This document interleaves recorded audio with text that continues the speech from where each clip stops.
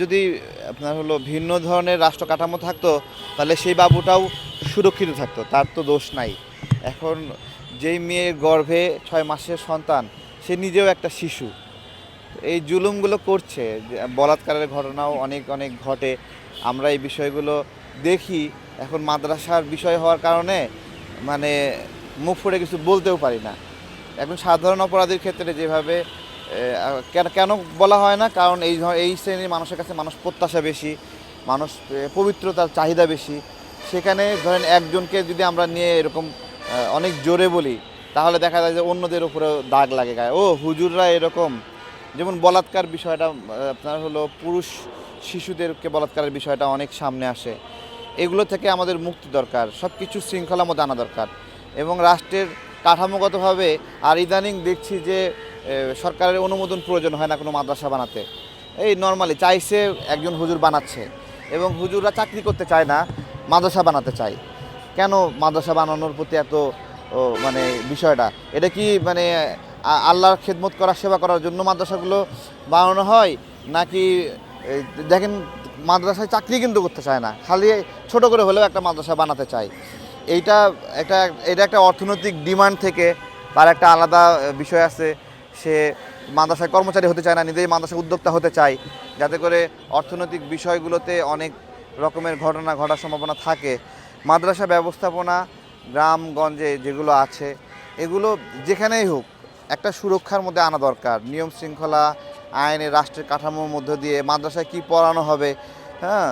তারপরে আমাদের মাদ্রাসা শিক্ষা শেষে আমাদের যারা শিক্ষা কার্যক্রম শেষ করে, তারা আমাদের সমাজে স্বাভাবিক যে চাকরি বাকরি, সেগুলোর জন্য উপযুক্ত হয়ে গড়ে ওঠে না।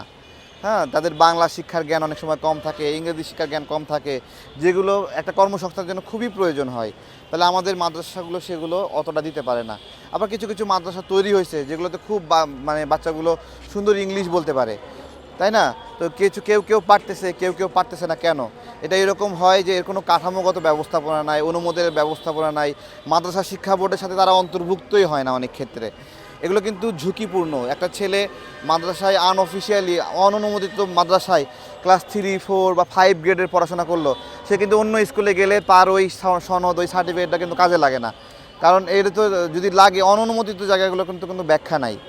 হ্যাঁ, যে ধর্ষণের ঘটনা ঘটেছে, দ্রুত এটার একটা সামাজিক বন্দোবস্ত দরকার এই বাবুর সুরক্ষার জন্য। তবে আবার এরকমও আমি চাই না যে তারে ধইরা সেই বাবুর সাথে বিয়ে দেওয়া হোক বা এরকম। বুঝছেন, এটাও কিন্তু ধর্ষণ বাড়ার একটা কারণ, যে ধর্ষককে ধর্ষিতার সাথে বিয়ে দেওয়া হয়। হ্যাঁ, তাহলে এইটা সত্যিকার অর্থে একজন ভিকটিম, যে মেয়েটা ধর্ষিত হলো, সে কিন্তু সমাজের সুরক্ষার বলয়ের বাইরে ধর্ষিত হলো।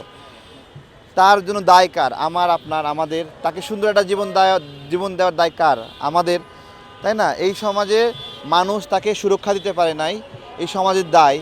কিন্তু তাকে জোর করে, সে ক্ষতিগ্রস্ত, কিন্তু তাকে জোর করে ধর্ষকের সঙ্গেই বিয়ে দেওয়া হয়। এরকম অনেক ঘটনা। এই বিষয়গুলো একটা ডিবেট হওয়া দরকার, কথা বলা দরকার, যে ধর্ষণের শিকার হয়ে কোনো একটা সন্তান জন্ম নিলে সেটাকে কিভাবে ডিফাইন করবে? তাকে কি ওই ধর্ষক, তাহলে ধর্ষক যদি আপনার হলো সন্তান সহ একটা ধর্ষিতাকে পেয়ে যায়, তা অনেকের কাছে এটা গিফটের মতো কিন্তু।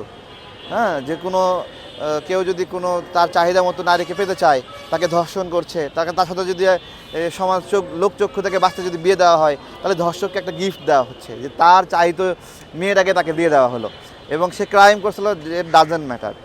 হ্যাঁ, ধর্ষণের সংজ্ঞাগুলো অনেক বাজে বাজে, যে কি পরিস্থিতিতে ধর্ষণ হবে, একসাথে দুইজন বন্ধু মিলিত হলে তাদের ক্ষেত্রে কি সংজ্ঞা হবে।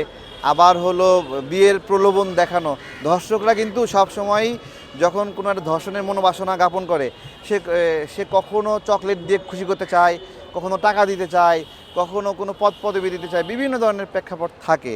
তার মনের বাসনা সে যে কোনোভাবে অ্যাচিভ করবে, সে অ্যাচিভ করতে চায়, এবং সেক্ষেত্রে বিয়ের প্রতিশ্রুতিও একটা ধরনের প্রতিশ্রুতি। সে এইভাবে সে অ্যাচিভ করতে চায়, তার তার তার মনের বাসনা পূরণ করবে। এর জন্য সে কখনো চকলেট দিতে যাচ্ছে, কখনো বিয়ের প্রতিশ্রুতি দিতে যাচ্ছে। এই সব কিছুই কিন্তু ধর্ষণের মধ্যেই পড়ছে।